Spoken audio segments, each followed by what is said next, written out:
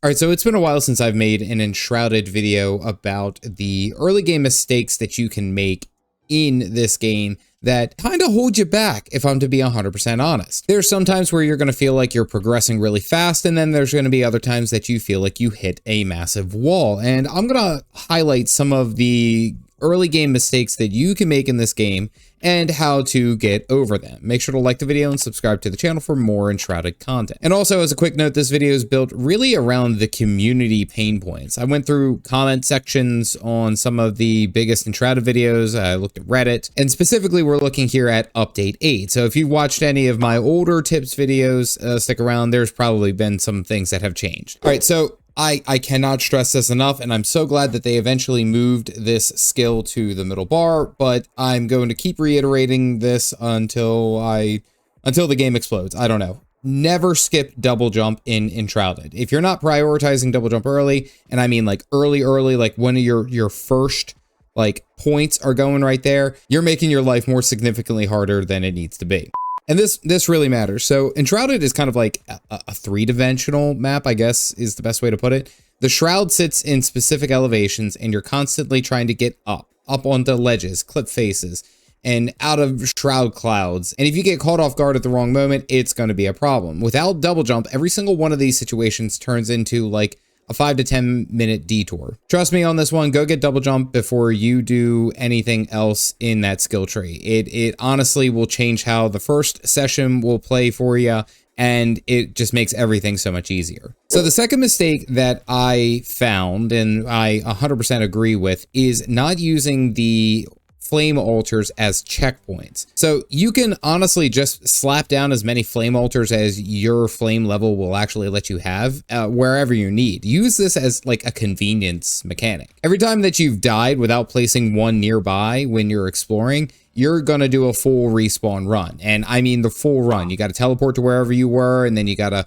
make the long run without having probably a full rested bar. It is incredibly important for you to have one of those just for your ease of use, just so that you can move around the map a heck of a lot quicker. Now, of course, they do have the major pillars that you can go to, and then you can glide all around the map, of course, but having these flame altars right around where you need to be is just kind of like a safety net. If there's no reasonably close ancient spire and you got to do a bit of travel to wherever you're working at and wherever you're exploring, just slap down a flame altar. It makes everything a heck of a lot easier, and if you die, it's far more forgiving. Now, this is one that I feel like I haven't highlighted enough, but I honestly, like, it is something that is critical to everything in the game.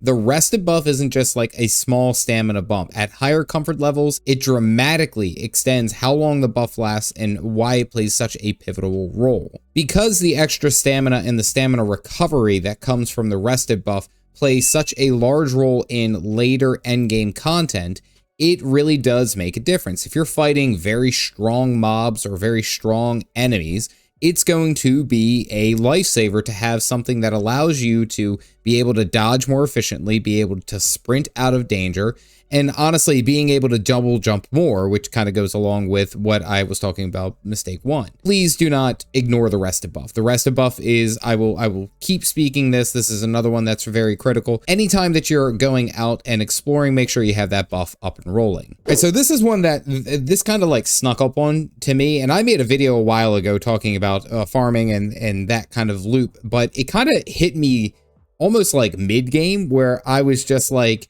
not having enough food supply, and it bottlenecked everything. And I'll talk about food here in a second, but being that you can crop farm in Enshrouded, it is a really good kind of like longevity play that you can do. You set it up early, and by the time you need to actually get the materials, it's already kind of cooking in the background, and you don't really need to think about it. If you set it up like I did about like mid-game as I was getting into like the Kindle wastes, it changed everything for me. It was, if you were like me and didn't set it up until like the Nomad Highlands, it ends up being such an overlooked use because the food buffs are so good. And once you unlock Emily Frey, the farmer NPC, it's kind of like you should be setting up now. That's your signal to set that stuff up and get it rolling. And there's a ton of different things that you can plant. There's tons of different things that you can kind of farm and cultivate.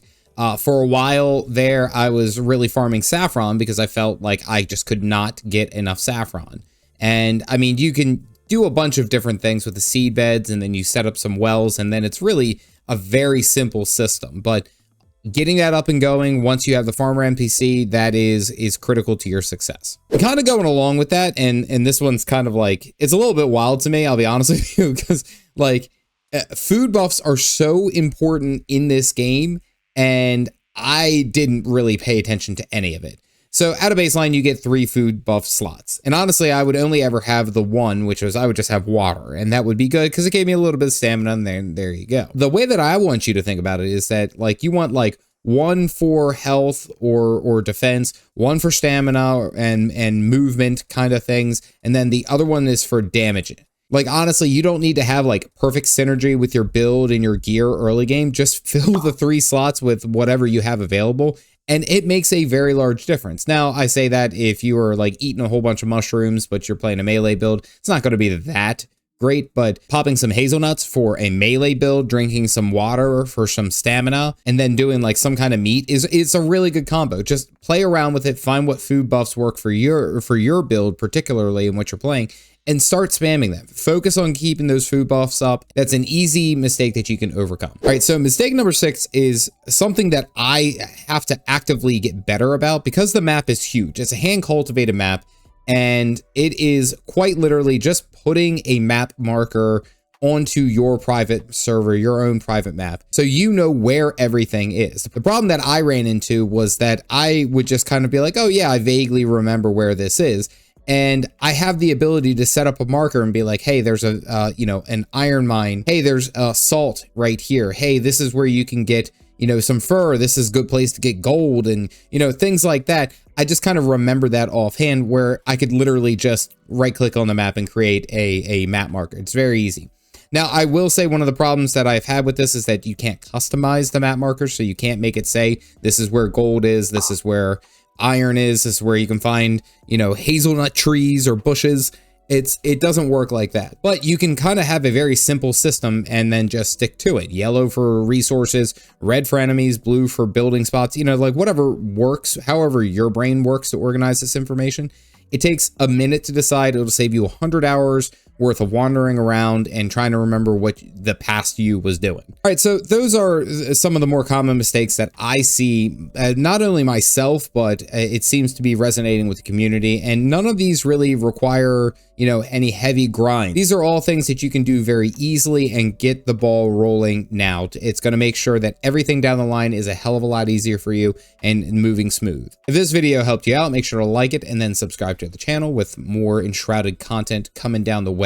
I do have a plan of trying out a full ranger build in update 8. I got to get my gear sorted out, but hang in there. It should be out next week. As always, stay caffeinated, folks.